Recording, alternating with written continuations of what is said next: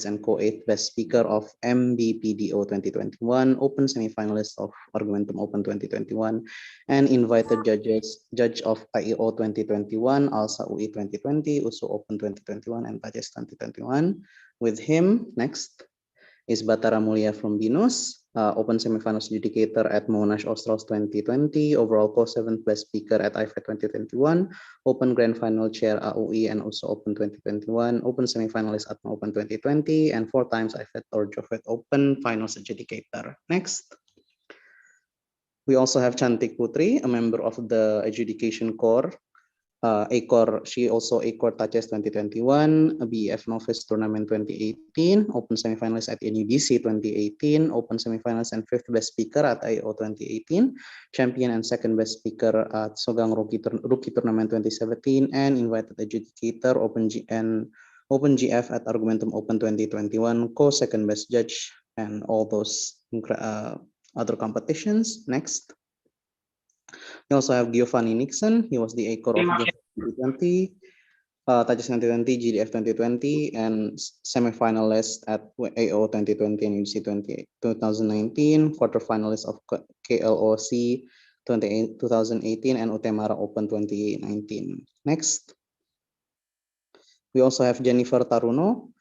He is the Diponegoro Open quarterfinal chair, semi-final judge, and 2nd best in-depth, Docs Bridge 4, ESL finalist, top 5 school speaker, Smart Debate Open 2021 champion, and the 9th best speaker, Erasmus Rotterdam Open 2021, ESL finalist, top 20 ESL speaker, and he is the team Indonesia for WSDC 2021. We still have one. Next.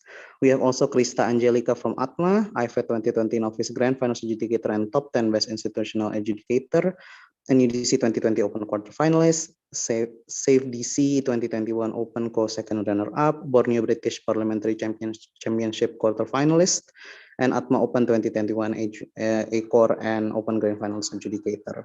Next. We have Wilson Nathaniel from UNPAR, Novice Best Speaker IFET 2021, Novice 2nd Runner-Up Ganesha Open 2019, 3rd Novice Best Speaker at Ganesha Open 2019, 3rd Best Speaker Kendi 2019, and Champion of Bipeds Pro-Ams Debating Tournament 2019. I believe that is all. These are the judges that are going to judge this, and I give it back to the chair.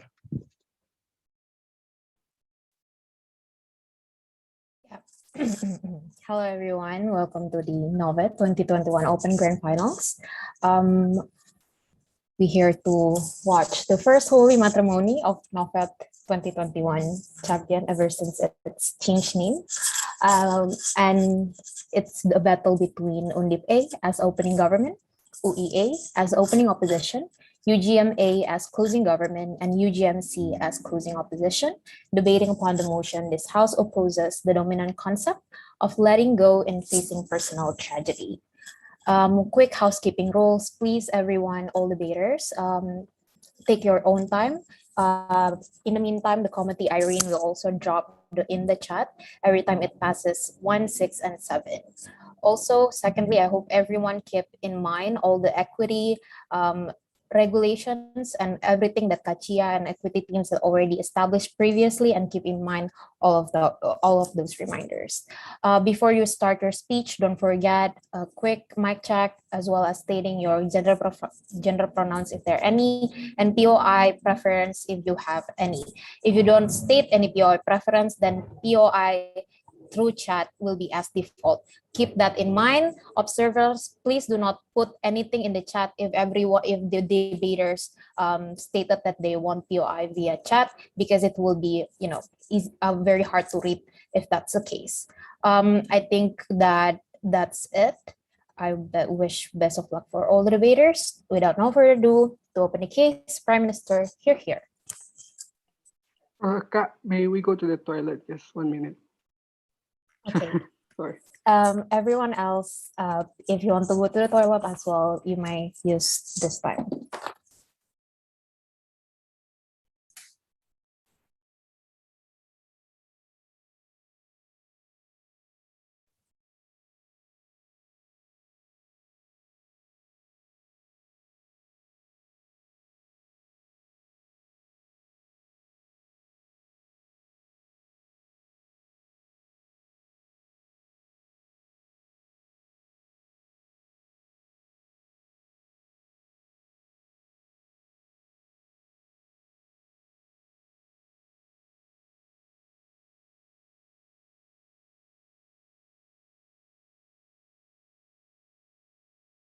Also, while we're waiting, closing government and opening opposition, please write down your speaking orders in the chat.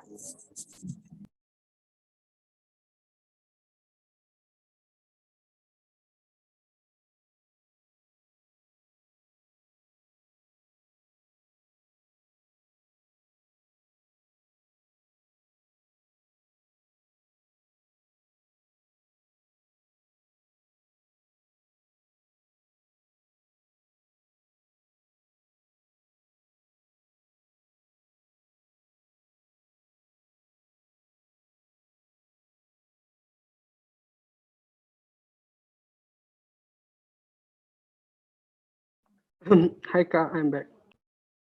Cool.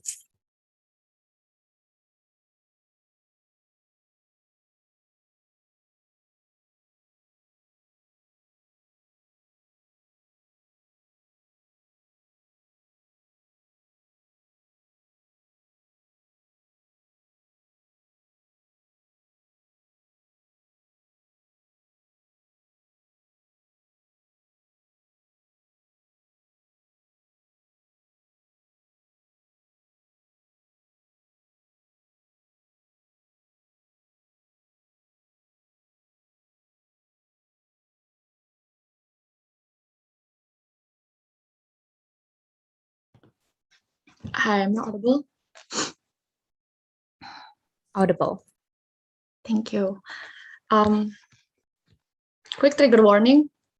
I think that my speech will contain a very sensitive and sort of like traumatizing components and parts. But I hope I do not offend anyone in this chamber or anyone that is currently watching this, anyone that is in this competition or observing this competition. It is not my intention to offend anyone. Secondly, my preferred gender pronoun is she or her. Lastly, if you have any POI, please do so in the chat box. Starting my speech in 5, 4, 3, 2, 1. 3 framings that all the team in this debate needs to comply into. First of all, not letting go is not equal to not moving on. I could be heartbroken even in the next 5 or even 10 years after I lost my dearest best friend, but it is not linear to me hating life. It is not linear to me not wanting to establish new relationship or find new friendship, because what I never let go is the memory, is the laughter, is the presence of him. And I'm going to prove in my argument why these fragments of memories will enable even better capacity for me to move on at the end of the day. Second framing that everything in this debate needs to comply into is that what you need to defend in opposition bench is not defending the concept of letting go, but rather the dominant concept of letting go. The concept of letting go, not only the memories, not only the presence, but also the grief, but also the trauma, but also the will to letting go and whatnot. And last, because the framing that all teams in this debate needs to believe is that something that becomes a dominant narrative will inherently become something that it becomes morally correct, something that becomes the norm to begin with, which means that under their side of the house, they need to defend the word in which letting go is considered something that is not following the norm or not morally acceptable to begin with, right? But last framing that all teams in this debate needs to comply. What you need to defend in opposition bench is the idea of letting go that has been very, very internalized, even to the point that is also infringed in the idea of religion or even social movement. For example, you must not grieve for too long. That's being explained in Surat Ayub in Al-Quran, for example. So what they need to defend is not only, again, the concept of letting go, but even to the point that this has been so dominating and this has been so infringed in our society, for example, by also justifying guilt tripping and perceiving not letting go as a sin to begin with, right? Two arguments in this debate. I'm going to structurize my speech in this way, right? I'm going to analyze on individual level whether the dominant concept of letting go is very, very counterproductive for us to overcome grief. But secondly, I'm also going to talk about communal level, why this is also very counterproductive for social movement to begin with, right? First argument, why regretting this narrative, especially because it is very dominant, is very necessary, because the dominant concept of letting go has been exploited for centuries to capitalize and demonize peoples for their griefs and for their inacceptance to whatever personal tragedy that happens to them, right? We believe that there are 5 features, or there are 5 steps that you need to go through healthily in order for you to move on peacefully. First of all, denial. Second of all, anger. third of all, bargaining, fourth of all, depression, and lastly, it is the point where you gain acceptance to begin with. All these steps need to be exercised healthily in order for you to conduct a process that is actually going to be productive for you, because all of this takes process, all of this takes time for you to heal, for example, right? But why does the dominant concept of letting go actually takes away all the possibility for you to exercise all these 5 things all together, right? First of all, let's talk about denial, right? This is usually the most painful part. You just cannot believe the fact that a personal tragedy actually happens to you, right? You cannot believe that your best friend passed away just like that. You deny the divine godly decision, for example, right? The dominant concept of letting go removes the ability for you to process this denial to begin with, because you constantly have to gaslight and manipulate yourself into thinking that what I do is either sinful or be unproductive, because I should just study for debating, for example, instead of crying for my best friend, for example. That's what I should do to gain trophies or whatever it is, right? Or either if I'm actually denying the fact that he's no longer with me over here, that means I'm sinful. That means I'm questioning God's divine decision to begin with, which is something that is very evil to begin with. But let's talk about the second process. It's about anger, for example, right? This is actually the most frustrating part to begin with, because this is the part where you can actually not believe that you probably have been sexually assaulted by your boss. You just face a huge personal tragedy in your life, for example. You're angry even at the thought or even at the memory of it, right? But again, the dominant concept of letting go actually removes this process again by actively shutting you down, by actively invalidating your anger, by this little voice in your head constantly telling you to just let go of everything, to just forget everything, and to just move on from everything to begin with. Third process about bargaining, right?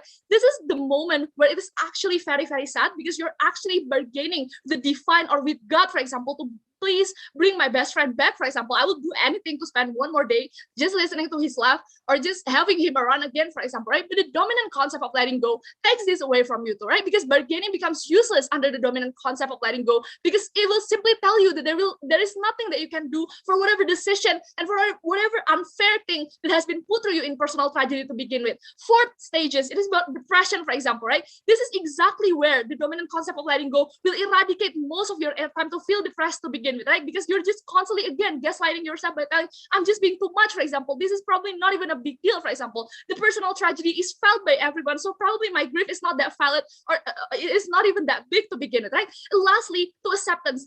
In conclusion, for example, under their side of the house, they will never have the capacity to exercise all of these steps of grief healthily, because even in the base case, you move on. This is not a move on because you thoroughly accept or healthily accept and internalize all of these things that happens to you, but rather because you repress your feeling to begin with, because either because you're afraid of being deemed sinful, or afraid of being not productive, afraid of being too much and whatnot, right? But what is the comparison under our side of the house, right? Second argument, why the eradication of dominant concept of letting go will be a catalyst for you to move on, right? Firstly, because under our side of the house, we give flexibility for people to spend more airtime to access all these steps towards acceptance, right? There is no skipping, there is no guilt tripping, because we do understand that this is the process that you need to do healthy healing to begin with, right? That your anger, that your bargaining, that your denial, that your depression, everything is valid to begin with, and this validation is actually the first step for you to move on to closure to begin with. But secondly, also under our side of the house, the memory that we do not let go completely, the laughter, the fragments, and this piece of the people that have left us, for example, this personal tragedy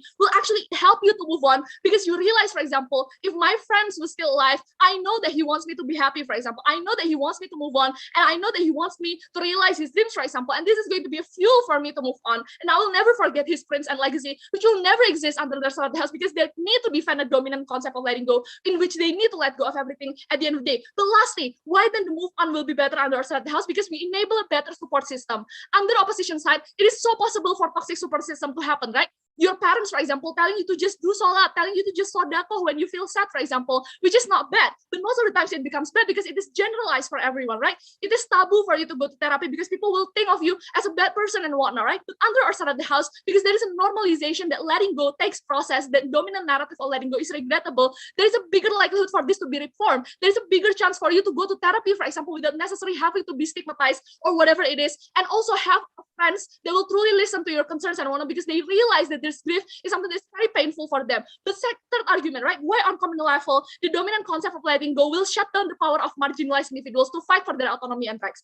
This is exactly what is being usually used by majority to repress minority, right? This is what Marco Rubio, a senator in Georgia, actually told to George Floyd's family, that you should just let go, for example, that punishment will be given to Derek Chauvin, for example. You should just not voice out your grief.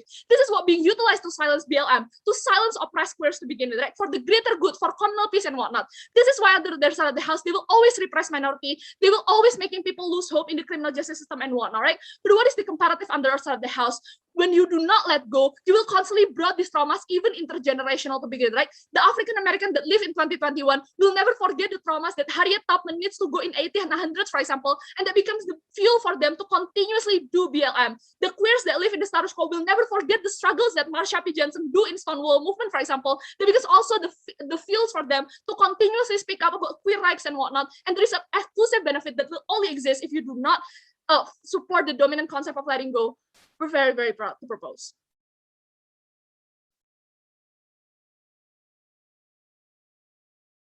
Thank you very much for your speech, Prime Minister. Moving on, Leader of Opposition, you may have the floor. Here. Am I audible? Yep, audible. All right. Trigger warning as well. I feel like my speech is going to contain contents of grief that might be triggering for some. My preferred gender pronouns is he, him. My preferred POI method is through the chat. I'm going to start my speech in 3, 2, 1. OO will win this debate under 3 important contents, right? First, we're going to be the one who recontextualize to you the difference between letting go and engaging to OG, the difference between letting go, and, for example, what OG needs to defend, which is ensuring personal tragedy becomes a huge part of your identity, something that you necessarily utilize to burn the fire in your life, for example, making this debate, prevent it from being messy. Secondly, we're going to be the one who contextualize you why letting go is inherently an important step of acceptance to, for example, distance yourself from the harms of grief. Thirdly, we're going to talk to you about engaging to OG as well. The narrative of letting go is important to protect the most marginalized, right? First things first, let's characterize what this debate should talk about, right? Frameworks. One, I think we need to talk about the idea of letting go, contextualized to the current era in status quo right now, right? I don't think OG is very strategic in them determining letting go as something, for example, people definitely forcing the idea of you need to letting go without reading the room, for example, reading the idea of current status quo where literally pandemic exists that takes lives of literally several people closer to us, for example. Grief is not just a foreign concept for everyone. It is something that everyone currently has experienced, for example. I think that in and of itself increases the idea of sensitivity of what grief necessarily looks like. But secondly, in the era of mental health, education is already increasing incorporated in schools and corporations, for example. The idea of letting go dominantly is, for example, going to therapy, is at the end of the day, not letting, for example, a personal tragedy becomes a huge part of your identity, looming over you for the rest of your life, and that determines your idea of a human being, right? We want people to let go. We want people to be able to live their life normally, at least as close as possible to prior, for example, having this personal tragedy, right? This means that you, for example, if you lose your father or you lose your friend, you're able to then regain the life you had before that particular loss so that it becomes something that you still cherish, but it's something that determines or shocks you as a person, right? We can see, second framework, that sometimes letting go means you need to give up on the fight of justice, or at the end of the day, you do not be able to create the change or get the closure you want. But this on our side, letting go is important because acceptance is only acceptable when you are able to, for example, get the particular benefit, but also because it's a much more subtle benefit at the end of the day. Before I move on, any arguments from government? Right, moving on. First argument, right? Why personal tragedy is a constant state of grief, and only through letting go we are able to finally heal, right? What does a person who experienced personal tragedy look like? Imagine you're a mother, right? Whose child is dying of an illness that was preventable by government, who's incompetent, for example, right? Police brutality, who is able to kill, for example, your kid at the end of the day, even though they're doing nothing wrong, right? Personal tragedy happens because it is shocking, hurtful, and happens to you in a way that you are not able to anticipate, right? People are usually angry, going through insurmountable level of grief, for example, burdening their mental capacity, pushing them to the brink of depression, for example, able to, for example, enter a single rabbit hole they're not able to inherently let go, right? This is why the narrative of letting go that is dominant, engaging to OG, is important. Why? Because it's the only way you're able to heal. Two analysis. One, internalizing it needs to be dominant, and it needs to be something that's huge, because it is is something that only you then allows you to internalize the narrative, right? It looks like people around you, for example, understanding that grief is something that's very sensitive and you need to get out of because you are literally in pain when you're in grief, for example, beating yourself up, not wanting to go to eat, to work, for example, staying in bed all day. You are necessarily needing, for example, peers and media to say, to step in and talk to you that, hey, we need to start the process of letting go. You need to start, for example, not just stay in the process of denial or anger or bargaining, but to get out of that stage, to finally enter the stage of acceptance. This is what letting go means, right? Because it is dominant, because it means you are finally not beating yourself up anymore. You're not necessarily blaming yourself for not doing enough, checking up on your friend who is necessarily, sick or something. You're finally able to see that, okay, it happened and I need to move on with my life, right? It needs to be dominant because for some people, the rabbit hole of grief is very, very big, right? Two explanations. One, you need effort from your support system, from your religions, from any levels of your life possible, because sometimes you're not able, for example, to internalize the idea that it's not your fault or it's not something that you could have prevented, right? You need to have that particular message constantly barging into you to be able to move on. But secondly, letting go is important because you need to reduce first the memory that has taken a hold of you, something that's inherently powerful, to be mitigated, for example, to a level where you then be able to do your normal lives first and go to therapy, for example, to get further healing at the end of the day, right? You need to be given the idea that the memory, for example, that you were holding on to might not be something that's inherently healthy for you, for example. That reminder is important, right? Because it is the way you're finally able to get the steps of healing that OG wants to talk about. It's not short, but it's important to get the acceptance of your life at the end of the day, right? The comparative is this on OG. If OG wants to talk about then, okay, we do not want people to let go at the end of the day. We are able to, for example, be angry at life or be able to fight for the justice or so on and so forth. We don't think this is inherently exclusive, right? Because being angry at the world, fighting, for example, for the rights of people on the ground to not be able to experience the grief that you have is not, for example, is still something that you can experience when you go at night and you still experience depression, for example. You're still mentally ill because you're inherently, for example, still beating yourself up because it's not something that's exclusive, right? Before I move on, any POI from government, CG. So which one that is true to recover? 5 stages in opening government or binary moving on of 2 stage in your side of the house? Literally on our side, you literally go through stages.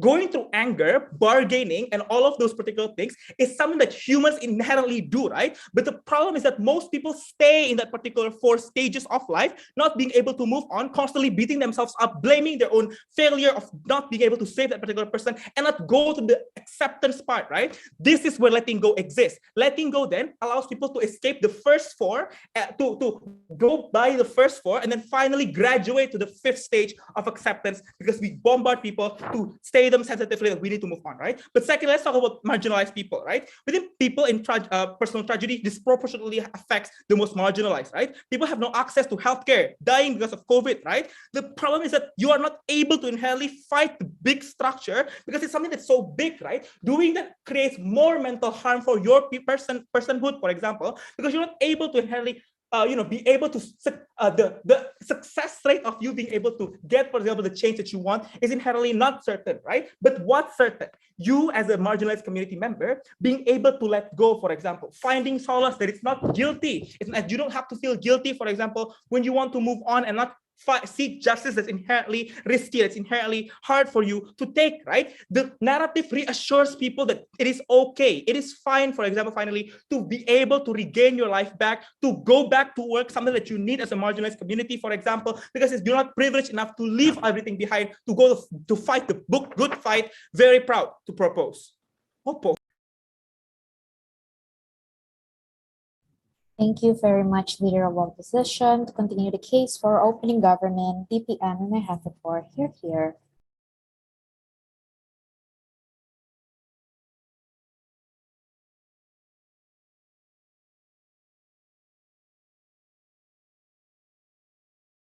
Test, am I audible? Test, am I audible? Yep, audible. Okay, thanks, Ka. Wait, give me 1 sec to finish sorting out my paper and whatnot.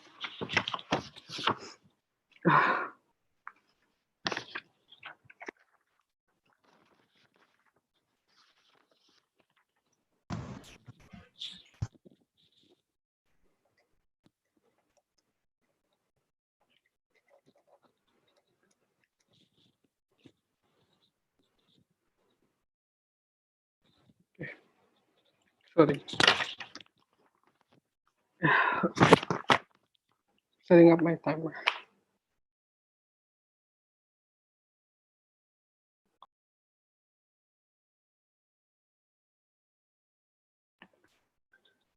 Gender preference here, him, POI, please do the chat, but please do not spam. I'm going to give you guys time later. So like I'm gonna move from docs to GDocs to paper and whatnot. So I'm just going to give you guys time to POI me later on. Okay. Wait one sec, where's my paper? Okay, starting my speech.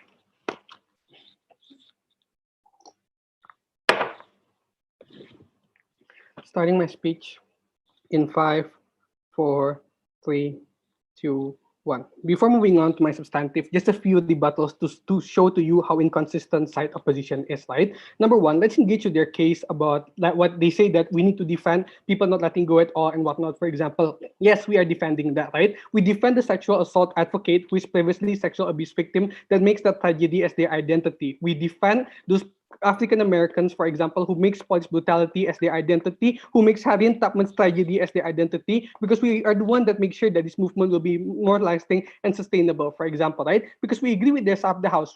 We might not be able to abolish the communal thing at once, for example, but understand that Breonna Taylor law and whatnot is very important as well. If you keep on fighting, we think that happens as half the House. If they want to engage this on an individual level, I'm going to engage that on my issue later on, right? But number two, notice that the backstab that happens on Elgard's speech, right? Because leader of opposition said that currently people are already internalizing themselves with mental health therapy and whatnot, for example, right? But then they say, for example, when this narrative is dominant, this is the only thing that makes you move on, for example, right? This is inconsistent because they consider that people already have a coping mechanism to move on without everyone reminding them to move on with all this dominant narrative, for example. So on-site government, we say that victims will still seek help, but the delta then, or the comparative that becomes inside opposition, for example, is those people are going to be forced to do it like very fast and unhealthily. I'm going to engage with that later.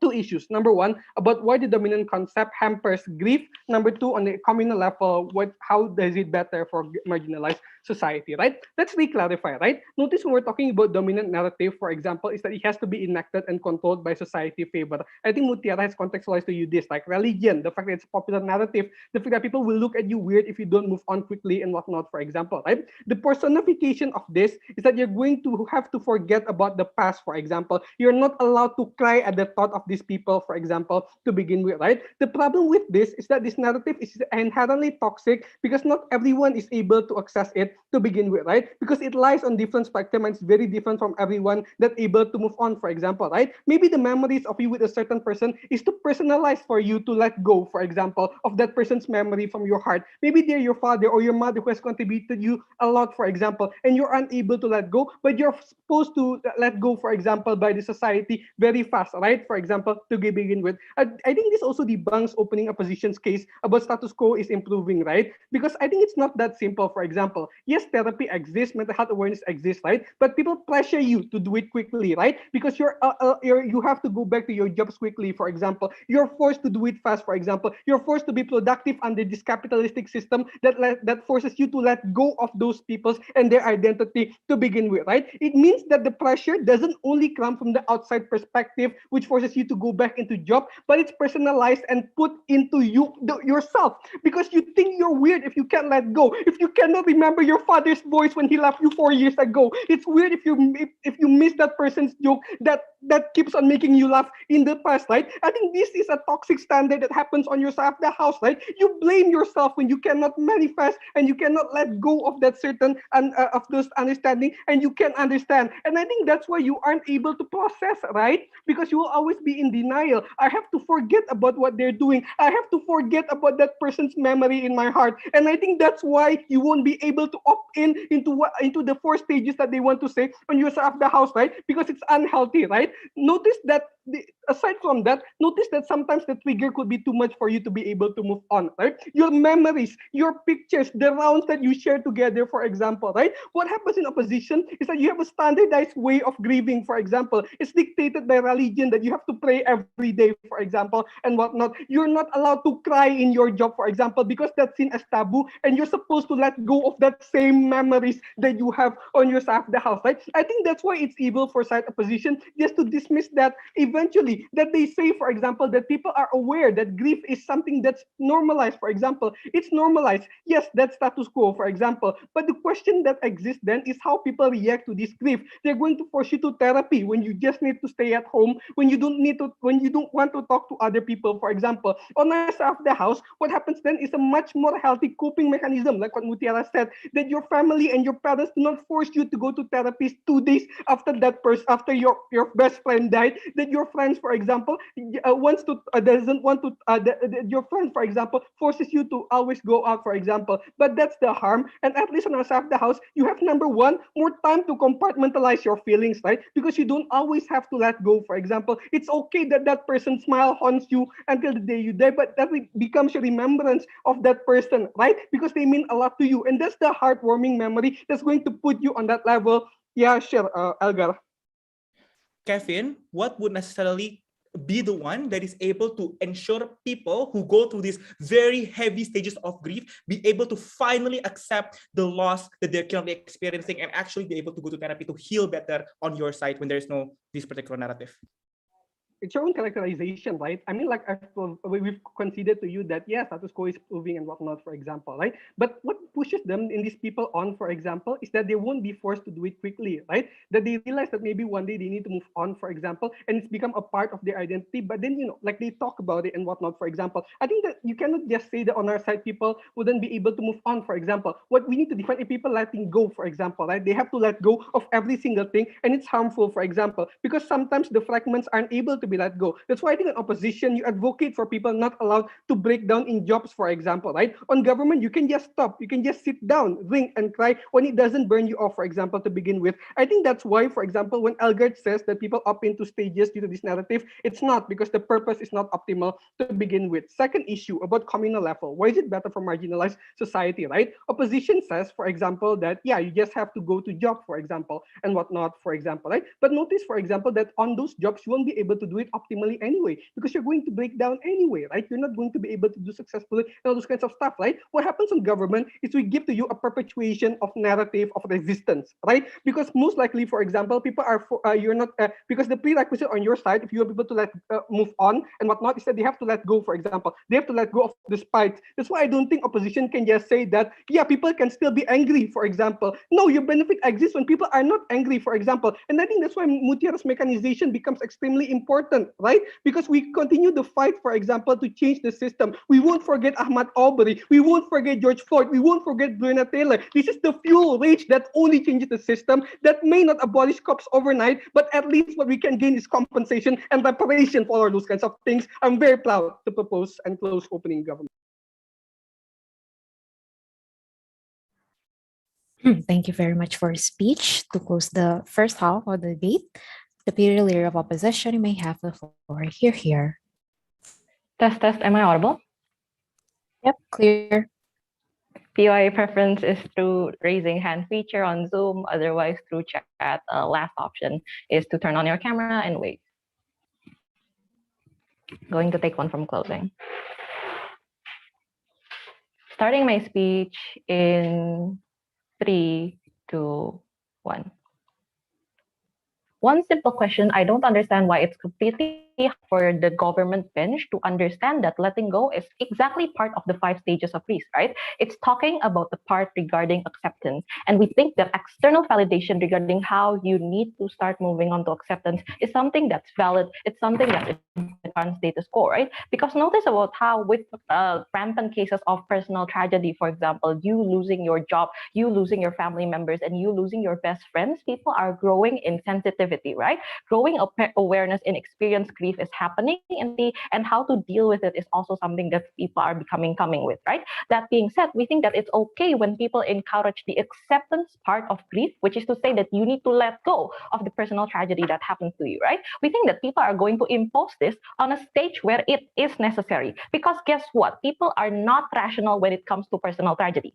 They face these feelings on their own, and the harm becomes much more irrational. You feel it something that takes personally, you feel the anger the most, and so on and so forth. People are not rational, right? That's why you're going to take a much longer time than necessary, than what would be recommended at therapy for you to move on in comparison to other things, right? At the cost where it supplies come to the point of like livelihood, at the cost where it costs you your job, it costs you your friends, and so on and so forth, right? We think that if they want to push us only the very worst case of letting go, in which, for example, people are let go and don't pursue these careers and don't pursue these cases in court, we think that we can also push to them the burden of defending why letting go in a part where it becomes toxic and your only identity, it's going to become really bad, right? I'm going to talk to you about two things. First of all, regarding why this is necessary, because people need to move on and fight for their survivalhood, completing like the analysis coming from my LO. Second of all, I'm going to talk about why then social movements are going to be much better when it's oriented on the present grievances, as opposed to, for example,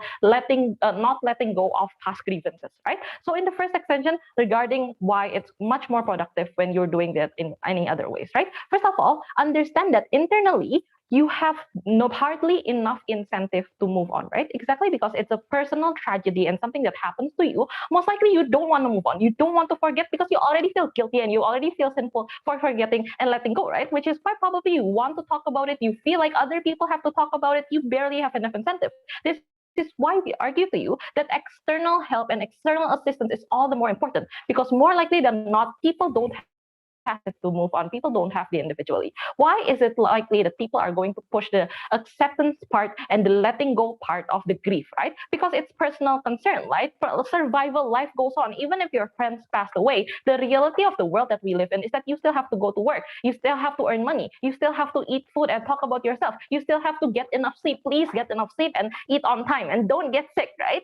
It's not ideal, but this is just the reality of what the world live in, right? We think that people's care for your life is valid, and it's a part of human nature where you don't want your fellow humans to be hurt, but especially the people that you love and especially the people that you care for, right? I would rather have you very angry to me, but alive, rather than you wallowing in sorrow so much to the point where you lose taking care of yourself, right? We think that in comparison, if you want to talk about worst case, their case is much worse because there are many unhealthy ways you can just not let go people, right? First of all, for example, living a life that is obsessed and centered around revenge, right? Your happiness is only contingent about whether or not the other people get the punishment that they deserve. But guess what? The reason why retribution is never like something that people push for when they're arguing for CGS is because it's insatiable. It has no end, and probably you're never going to be satisfied, right? You're going to live a life that is centered around hate, right? But second of all, even if you don't, you're going to live around depression, right? You're going to have a denial that heads towards mental illnesses, right? Trauma that is that bad and trauma that cannot be let go manifest in mental illness that actually hinder you for the rest of your life, right? We think that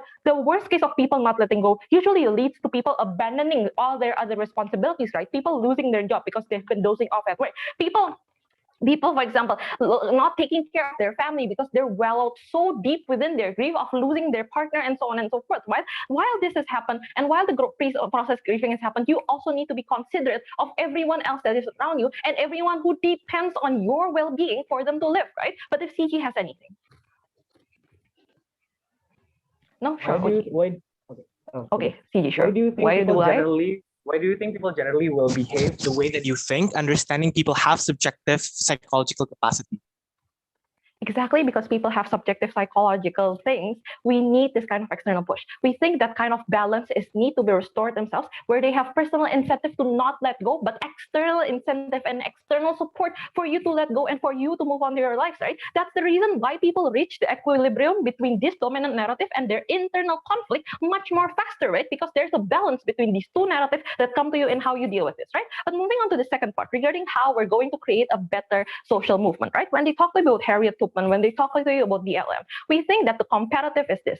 At least on our house, you have a social movement that is present-oriented as opposed to past-oriented. Why is this better on two levels, right? First of all, past-oriented means that you are going to rely on the glorification of the past and how better things were before the tragedy happened, right? The reason why this is bad is because you're going to be insensitive towards the updates and towards the improvement that's happening in the current status quo, right? What does this look like? First of all, you're excluding women in protests and demonstrations, right? In the omnibus law, women and all the female students that are trying to protest were pushed to the back because they're suddenly fragile, suddenly sensitive, right? Second of all, you're going to use the existing laws for rape. You're going to be satisfied with the current status quo as long as you can push for example, the protection of sexual victims, despite it excluding, for example, marital rape and rape against men, right? Third of all, we think that it's just less feasible, right? Because pursuing past evidences and things that happened in the past is so much harder, right? Because you're fighting against time. You're fighting against the evidences going away. For example, FISUM not working anymore and so on and so forth. I think it's just much harder, right? But second of all, in comparison,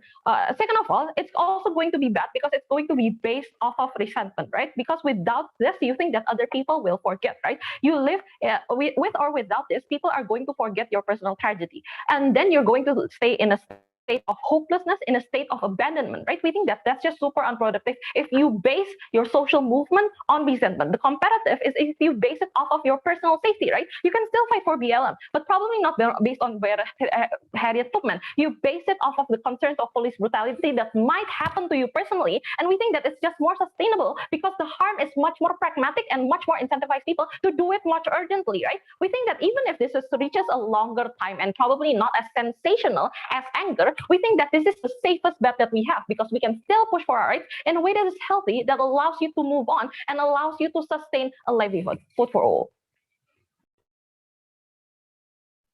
Thank you very much for your speech, DLO. To moving forward, to open the case for closing government.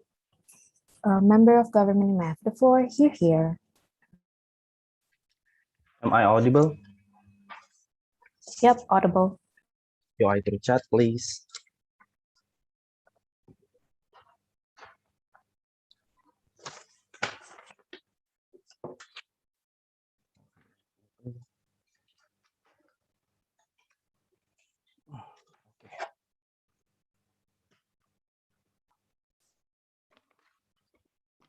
By the way, trigger warning to talk about things that might offend individual because of personal losses, because of things that traumatize individual.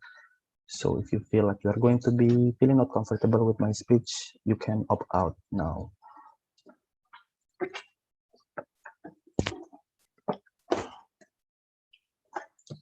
Starting my speech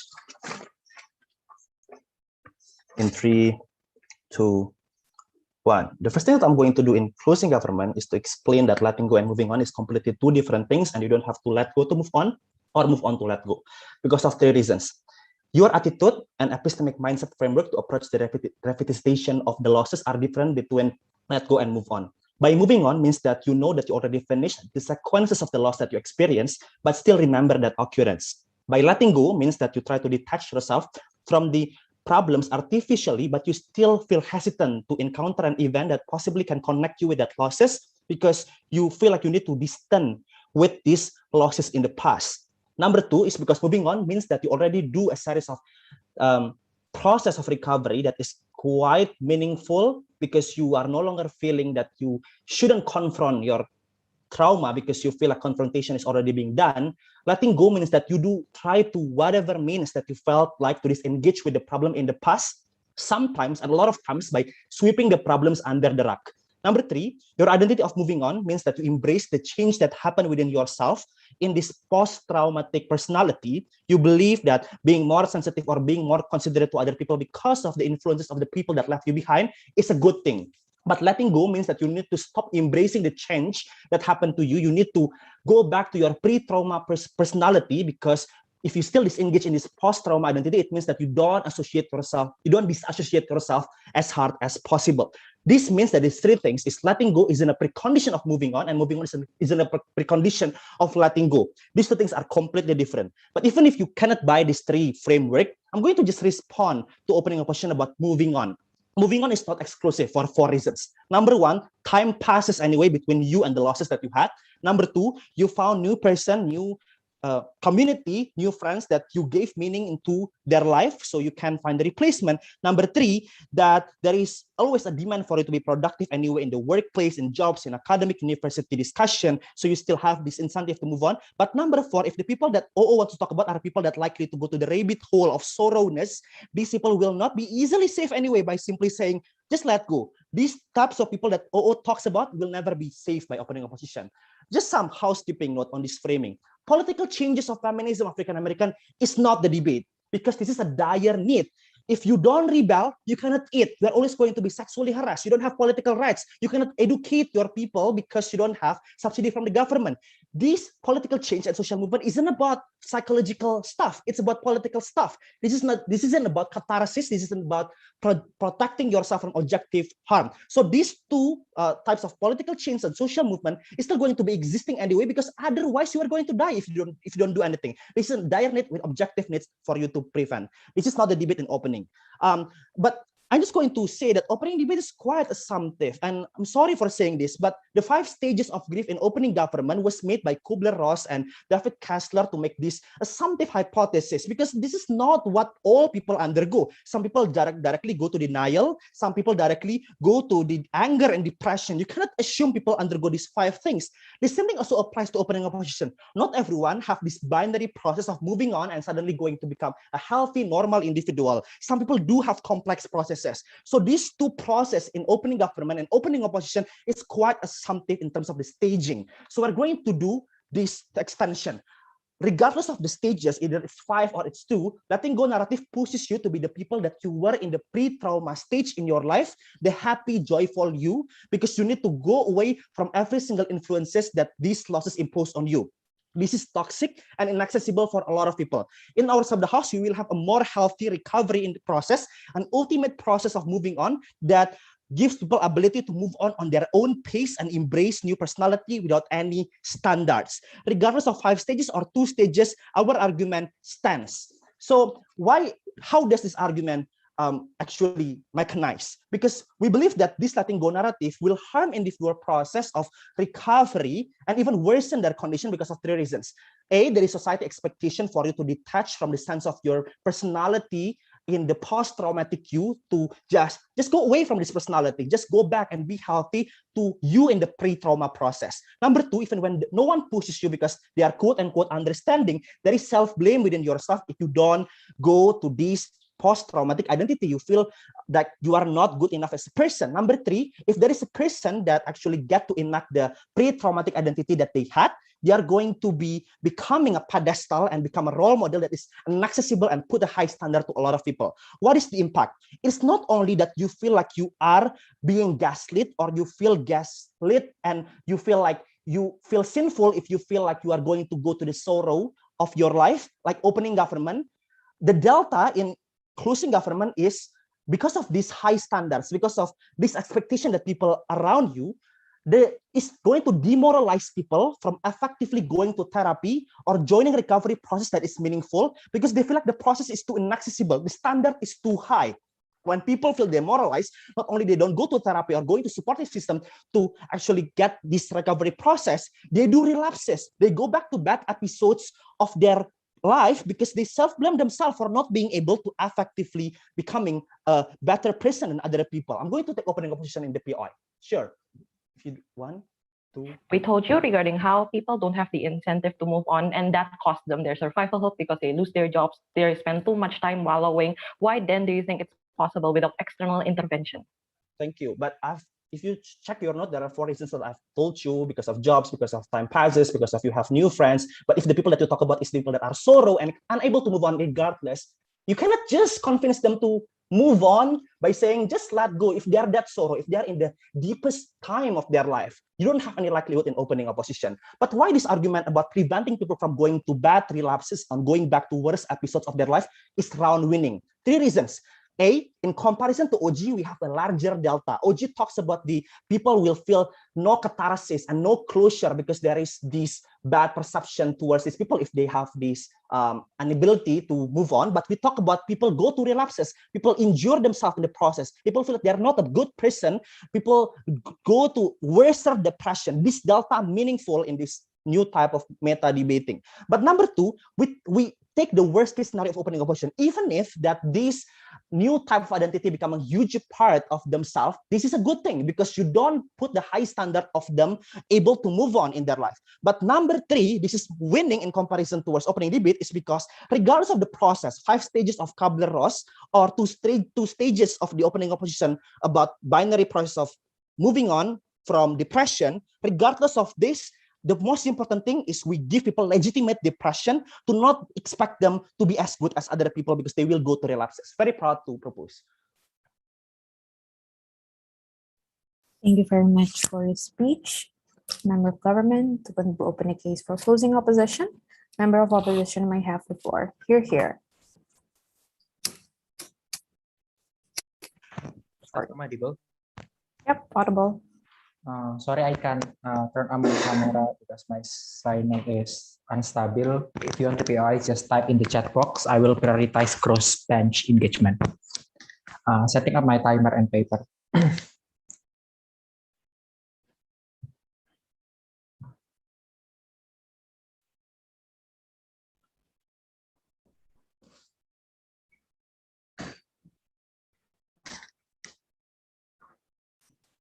Okay, if you want to POI once again, just like type in the chat box.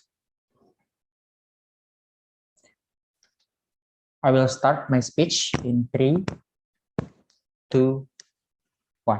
In the past, when I was in high school, all people around me always said that I need to letting go the tragedy that happens in my life, forget the fact that my mom always got beaten every night by my father, and she is crying beside me before I go to sleep. Forgive my father because he laughed for doing that. At that moment, I was so angry to people around me because I think that they invalidate me. But right now, I think letting go is the one of the most big factor that can make me survive through cruel life, move on, and being productive, and also see the rainbow and sunshine in the future. Exactly because we can't change the past. This is the only way for you to have better future. CO proud to stand for UGM in grand final. Several important setup and clarification in closing opposition. Number one, in closing opposition, we support the narrative to letting go the problem that you face as an individual. It means we will spread narrative that stop thinking about or being angry about the past or something that happened in the past. You need to let the past go and forgive those who have hurt you. In government, you need to defend a world when people validate your anger, people will agree with your negative emotion, which framing that we need to agree. Second, in both sides, people can't change the past. So exactly why the team that can ensure the future stability and happiness should be championed. Thirdly, I think characteristic coming from PM is really extreme. I don't think narrative of letting go is equal with people dismiss your emotion, force you to move on without land their shoulder. I think supporting system will exist anyway in both sides, but differences is which process of move on will be better. But fourthly, I think opening debate and to a certain extent closing government is deadlock because talking about whether or not you get closure is really uncertain. Exactly because people feeling and mental capacity is really subjective. Also debate about social movement because this macro benefit is contingent on the response of majority, how government respond, gerrymandering, political horse trading, and etc. So CO is the only team who focus on how this narrative affect your relationship with others with more certain, and I want to prove to you why people around you is really vulnerable. I just have one extension in my speech. Why in government side of the house you will hamper yourself to realize that your life right now is also as happy and as meaningful as your life in the past. What is context that we need to talk in this debate? You can't control your life because you have limited capacity, energy, money, and time. Why this analysis is important? Because in our life, there is a lot of tragedy that you can't control. For example, I can choose to born in broken home family and have abusive father. Or for example, I might break up with Reinhardt because he cheat with other people, for example. What is conclusion of this? Exactly when Kak Muti said, you will always remember the past and the incident that happens in the past. This is really bad because assuming her characteristic that not all people can access mental health care, this is really bad because of three reasons. Number one, you will constantly compare your past life with new current life. For example, I might complain and always mad to the fact that Elgard is not as same as Amos. Elgard is not always want to there with me, for example. Why this argument is really important? Because you will invalidate people around you who try to help you. Person in your life right now that love you, that want to see you happy again because you always said to them that they are not as the same as the one that I have in the past. This is also bad for you because this mindset will overcloud yourself for realize that people around you is actually cares with you, especially in a post-tragedy phase when you have tendency to become more irrational. In government side, you make people become more resistant to the alternative that can make them move on. Their friend can give them closure. They can sharing their story. Less likely happen in government exactly because you will overcloud in your mindset that people in the past that come back again in current context, the only one that can make me happy, for example. But why this layer is really important? Three framing. Number one, like opening government said, not all people can go to psychology simply because financial condition and narrative in society. So the only prerequisite of you to move on is by open up to people around you that really love you and have relatability with you, less likely access in government. But second, exclusive benefit of friend and family is supporting system is they are genuine and have relatability with you. Compared to professional, not all people have relatability and feel that they are comfortable to talk with this kind of people, for example, because they based on the pragmatic incentive and pragmatic benefit, for example. But compared to your friend, your family, they always want to hear your story regardless, exactly because they have relatability. They have a bloodline, blood bonding. They always be there for you in the down or up phase, for example. So I don't think that characteristic coming from OG that people around you will be so evil will exist in our side. But lastly, this argument is important because as long as you are still denial and oppose everyone because of past tragedy, you also prolong the sadness of the people that also love you exactly because they have relatability with you. Your mom will also my mom will always think why I always met with my father and feeling sad, and it also makes my mother sad, for example. But second layer of analysis, you will create anger and guilt trip anyone. This is scenario that most likely happen because in opening debate, the definition of tragedy is so blurry. In closing opposition, we believe tragedy is all the bad accident that you get. For example, your friend backstab you or your boyfriend cheat to you. Why this is bad? Because in government, when we don't push them to go from anger past, exactly when the characteristic of people is really different and dynamic, if you don't trigger them and push them to move on, you will rely on their subjectivity of move on. They will guilt trip their people, the people that doing mistake with them, for example, and not let them doing self-evaluation clearly, exactly because you always said that my one never get healed, for example, exactly because this is really subjective. You can force me to forgive you, for example. This is bad because the prerequisite of you to not having the future tragedy is by letting people around you to doing self-evaluation if they doing certain mistake to you, right? This is less likely happen in government again. This is bad because most likely in the process of you move on will be so long because in government this people will get influenced by narrative that makes them hard to move on. For example, narrative settle for one person in relationship, narrative that family is number one in society. It means even Kak Azu said that time will exist anyway and makes you move on anyway, and people don't want to go professional. This is invalid and deserve exactly exist in your side because in the process of you move on, you will lose more opportunity cost. You hinder yourself to open up to men that really like you, for example, and want to love you, for example. You don't want to cooperate with you people in debate circuit because you think your ultimate is the one that match with you, for example. We don't want that to happen. But last layer, less urgency for people around you to comfort you. This is directly clash with the whole government branches because exactly when society see that can move on is a bad thing, we will create high urgency to create empathy and sympathy. Exactly because society is the one that expect you to move on. They will be there for you. They want to hearing your story. They want to lend their shoulder for you. Exactly because if they're the one that expect you to move on, but they don't help you to move on, if something bad happen, they will also blame themselves because they fail to help you to move on. Exactly because relatability is there. This is flip the whole government branches because exactly the one that gonna be ignorance, the one that gonna not see the urgency is government side of the house because you will spread narrative that letting go is hard. So just rely on their subjectivity, let them take their time alone. For example, we can't do anything exactly because we can't push them anyway. This is less likely for you to land your shoulder in government side of the house. Why closing opposition need to be champion? Number one, we break the deadlock in opening debate. Talking about closure is really subjective, but talking about you seeing your current life as meaningful as the past is certain, and treat other people as bad, as good as people, your people that you have in the past is really certain. But second, we also flip the government that urgency to land your shoulder in people around you will exactly exist in closing opposition. Be proud to oppose. Thank you very much for your speech, member of opposition. To close the whole government bench, Governor Webb, you may have the floor. You're here. Am I audible? Yep, clear. Okay, cool. I'm gonna set up my timer first. Go out through chat, please. I'll be checking the chat box. Cool. Oh yeah, trigger warning. What I'm saying might be personal and whatnot. So if you don't feel comfortable, feel free to opt out from my speech. So yeah, I'm gonna start my speech in 3, 2, One, I'm going to prove whether our extension to talk about preventing relapse and to embrace your post-traumatic identity and to have legitimate depression can win us outright. We posed that the dominant narrative of letting go barred people from having legitimate depression and from embracing their post-traumatic identity.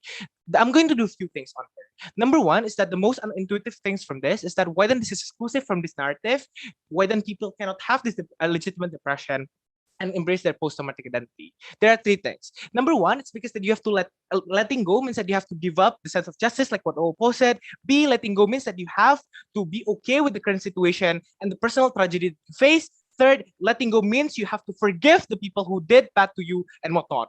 All of this reduce the significance of tragedy because the easiest way to let go in opposition side of the house is to think that the personal tragedy that you face is just a small hiccup in your life. So irrespective people actually letting go or not doesn't matter, but this narrative portrays your personal tragedy that way. But second of all, why then this is extremely important? There are two things. A, it's because that there's nothing good that you can get from your tragedy. It sucks, it hurts, it makes you want to curse your heart out. At the very least, on our side of the house, tragedy becomes a significant memory and a significant meaning to your life. That makes you feel like you're the protagonist of your own story. That it makes you feel like you own your narrative of your life and whatnot. The fact that you lost that important person in your life is not just a hiccup, but it's just a special story that you have because it makes you want to go to be a doctor and cure cancer. So it needs to be big, it needs to be tragic. So irrespective people have closure or not, or irrespective people can actually let go or not, or people actually can move on or not, it doesn't fucking matter because on our side of the house, the narrative in and of itself portrays this particular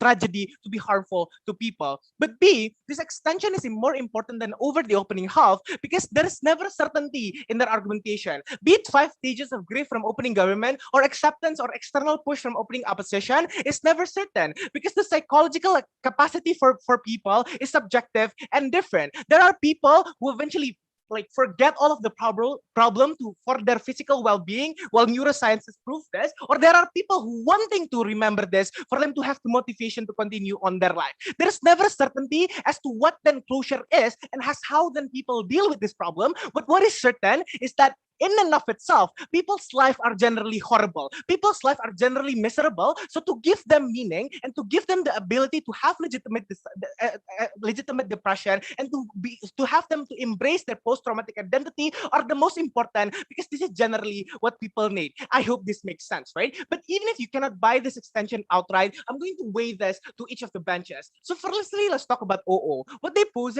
is to talk about external push for people to let go, so expediting the process of sadness and sorrow of people. Firstly, how? That there is never an explanation as to how the external push would help people. Understanding people's ability to receive, advices, to receive consolation from other people is totally different. Even if let's just say that this is something that all people wanted, this is worse off on their side of the house due to the fact that people's way and people's expectation in dealing the problem is to expect you to be always all right and whatnot. So at best, you try to fake your happiness. At best, you try to be okay because people told you so, but this bottle of feelings at the end of the day will eventually, burst out and you will relapse to a more horrible tragedy and a more horrible depression. So assuming the best case scenario from OO and assuming their mechanization exists, we said that this relapse outweigh the benefit of people moving on to be productive due to the fact that this relapse will be more irreversible and will be more harmful and will be more, sad for these people. At the very least, what our extension gave to you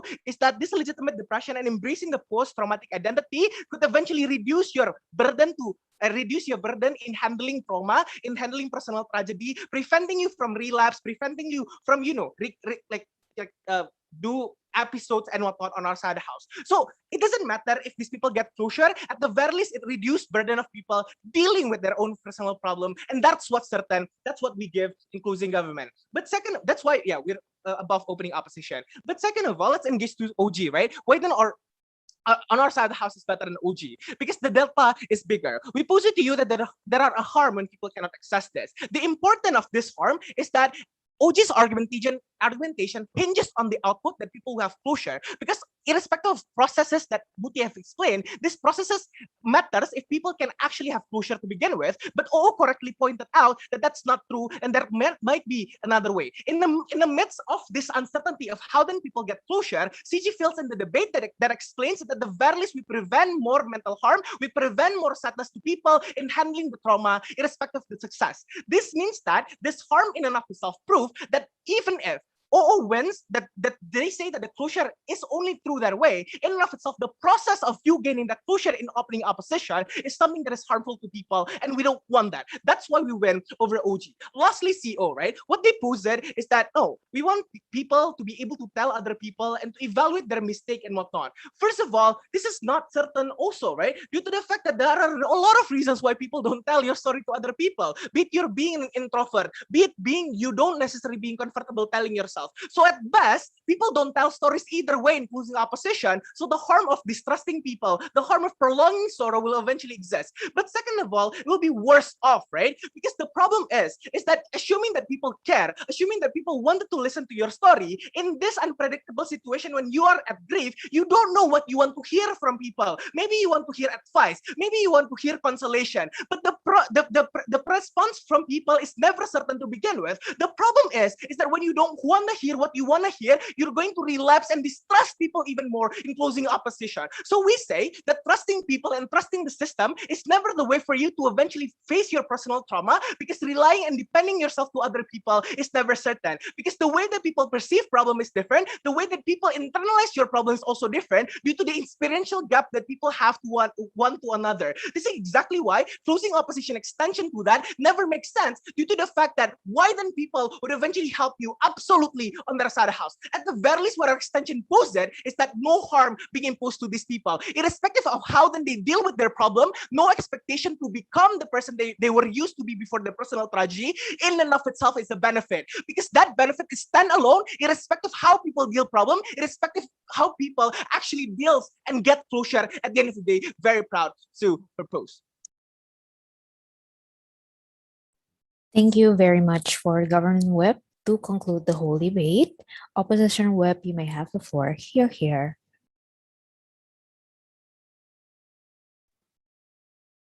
Hello, am I audible and visible? If my voice is choppy, please let me know. Soalnya my connection is agak-agak. Yep, audible. Okay, so it's fine, right, with my camera on? Yep. Okay, cool.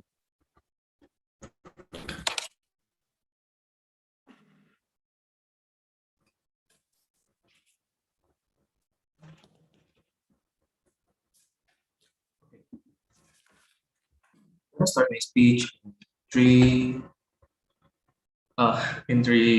2, 1. I think the opening debate and until the CG is quite deadlocked on the idea of which side of the house can heal, right? Even if we already broke it, right? But we also have a contribution that is certain and never been rebutted and taken for granted by the Government Whip. That is, how do we provide a better post-trauma life, right? This is going to be my first issue. Why can we provide a better post-trauma life? Because we cannot change the past. No matter how many closure you can get, you still cannot change the past, and therefore ensuring the future is the tipping point of the debate. I like how OG and CG says that, oh, we want healthy depression and we want to evolve our identity towards the trauma, and we want a fraction of the bad memory in itself. But, and even Akbar expand this by saying that, we want to have a certain meaning of life. But listen to me, meaning of life is not in and of itself a benefit. Meaning of life is only a benefit the moment it gives you a marginal happiness among your life. But why revolving your meaning of life towards depression is exactly bad for your life?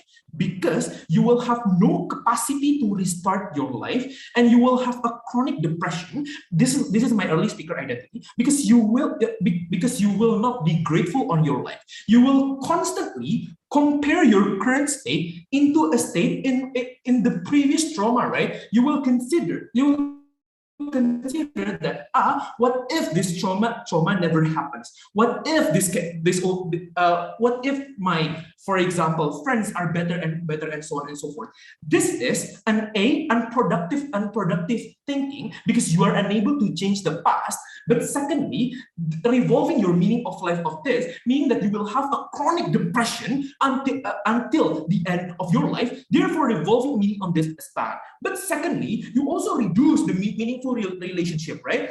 The relationship is important because it is a counterfactual towards the self-rejection and self-blame that exists in your traumatic experience, right? If you have a fraction of memory, therefore you will correlate the people who created the trauma into everyone, right? If you are being betrayed by your friend, you will consider that all friends are not trustworthy, for example, or all men are evil and so on and so forth. Therefore, you will be more likely to hate people. You will be more likely to distance yourself from someone else. Therefore, getting a counterfactual for you to actually heal from your traumatic experience is massively harder in the government bench. But the third layer of response is this. Let's take the worst case scenario in which people are denial and being trapped inside a Stockholm syndrome, right? Why our worst case scenario is better than your capacity to heal in a 5-stage of grief, right? We believe that okay, I'm sorry if this is offensive, trigger warning. Trauma is only bad the moment it overclouds your brain, the moment it limits your capacity to think rationally, right? The moment you are trapped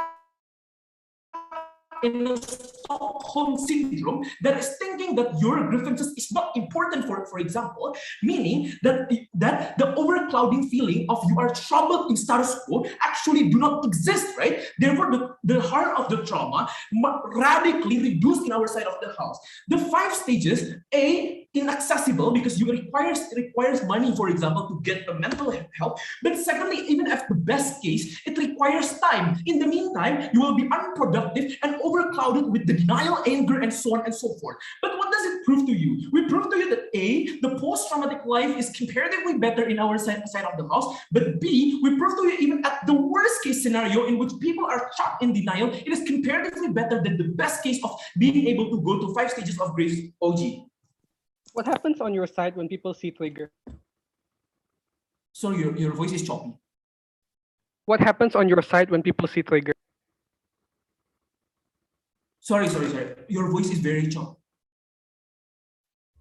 I'm gonna continue my speech. I cannot hear you. My connection is bad. But second point of issue, why do we help the people who already have the personal tragedy? This directly engaged to opening government's case, right? We believe that opening debate, internal perception is deadlock, right? Because it's probably true that you will be more productive in OO, but it's probably also true that you will have more depression, like what OG says, right? Opening opposition's analysis is at best on the level of the status quo mental health awareness is already sufficient, and but our side of the house is the only thing that analyzes why mental health awareness is prerequisite.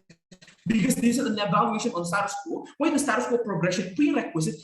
And my analysis is this. I like opening government's analysis that in opposition, you will perceive crying as weird and you will alienate people. But if you want to go into the worst case of alienating someone, you will also alienate someone who already moved on, right? You will say to people who like ongoing losses, for example, and did not perceive to be sad. You will say that why are you not being sad? Why are you being so normal, okay about it?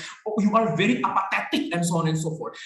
So alienation is symmetrical in both sides in a bad situation, right? But why being perceived as weird is good? This directly takes the worst case and flip it into our benefit, right? Because this incentivizes people to have. How does a narrative even looks like? No one says about this, right? This is being pushed by people, religious leader, friends and family, and so on and so forth. And what is happening when you push certain narrative? When you push certain narrative, you feel a sense of responsibility because you feel like you are responsible to something that is like bad, for example. But secondly, you will also care about them because not letting go will be perceived as a weird thing, and you do not want any weird thing to be happen happen surrounding you, right? The comparative in your side is A, people might ignore you and you're unable to achieve help. But secondly, the anger will overcloud you from actually getting any help, right? But why our side is better? If you need time, for example, you need some time alone, you can tell to your friends because they care about you and they have the incentive to listen to you because they want you to let go as fast as possible, right? But secondly, if you need assistance, this is the most vulnerable people. You are able to get assistance. You can turn to your friends that cares about you in itself, right? But therefore, even if, as Kak Akbar says, it is uncertain for the friends to relate, but this uncertainty is marginally better than the chronic loneliness that you will create in the opening and closing government that is unable to get help. We are very proud to win this debate as you. Thank you very much for the speech that concludes the whole debate. I hope everyone in the room enjoyed the debate. Now, the